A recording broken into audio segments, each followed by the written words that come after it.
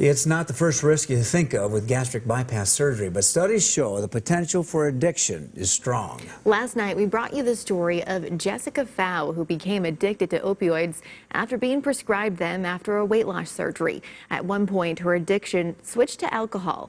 After failing the 24/7 program, she went back to pills, eventually becoming an intravenous heroin user.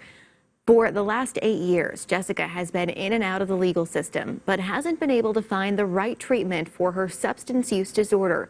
She's even come frighteningly close to death. In tonight's KELOLAND News investigation, Angela Kennecke brings you the second chapter of Jessica's journey and looks into whether or not she can get the appropriate treatment behind bars. Scary? Scary. He's not scary. Everything's scary to you. Here, let's look at the next page. Jessica Pfau will never be the same woman she was before 2011, but not because she lost 200 pounds after gastric bypass surgery. Jessica's struggle with substance use disorder has changed the course of her life. Despite the high success rate of DUI court, Jessica was not among those happy stories. I don't blame DUI court at all for terminating me because I was completely untrustworthy at the time. I lied to them about everything. I don't have any blame to that program. She couldn't stop using and ended up in the women's prison in Pierre for 3 months in 2018. She says prison set her back even further. Some of the darkest, worst times of my life. The most difficult was being apart from her husband Greg and her toddler son. I can't get the time back that I've lost. And I wasn't supposed to be able to have children. I was always told I couldn't, so I know that he's the only one I'll have.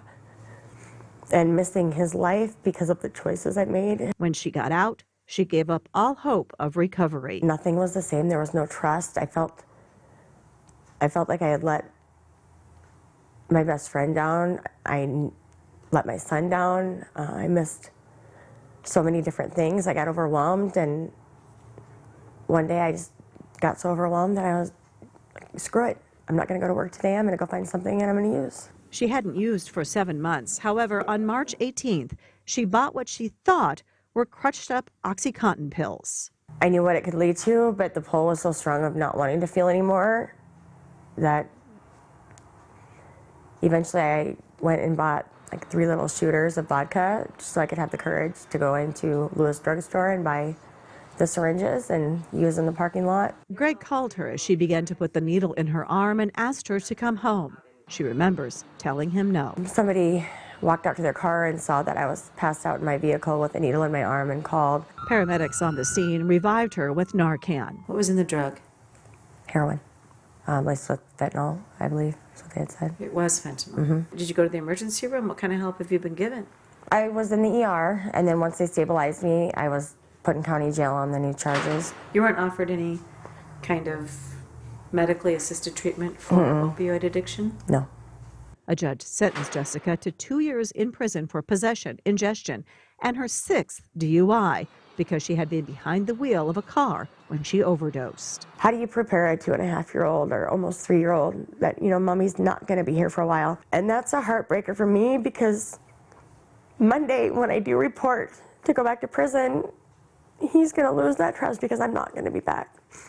And what I've gained with my husband in the last 7 months is not just put on hold, but I'm afraid it's going to go backwards. Will you get treatment in prison?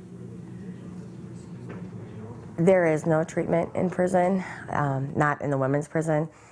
They're really short on counselors. According to the Department of Social Services, which provides treatment programs in prisons, only 3 of 5 addiction counselor positions in the women's prison are filled. Yeah, I don't think we do enough in our prison system. If people are sitting there in prison and not getting any help, I think we're doing them a disservice. Governor Noem says 80% of the women in prison are struggling with addiction issues.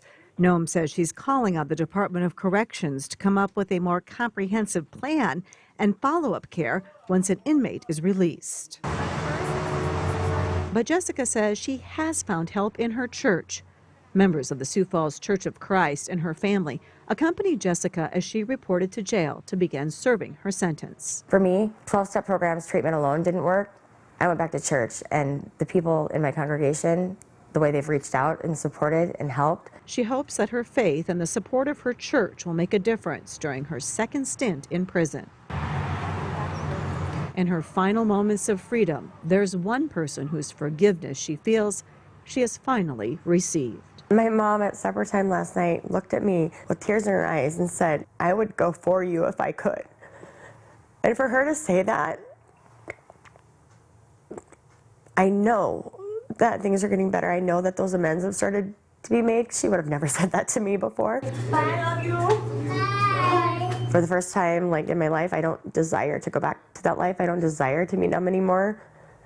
Feeling whether it be good or bad, it's not easy, but it's completely better than any other life I've lived. Jessica's loved ones are hopeful that her story doesn't end the way so many others have. She can't use again. That would be why I'd kill her.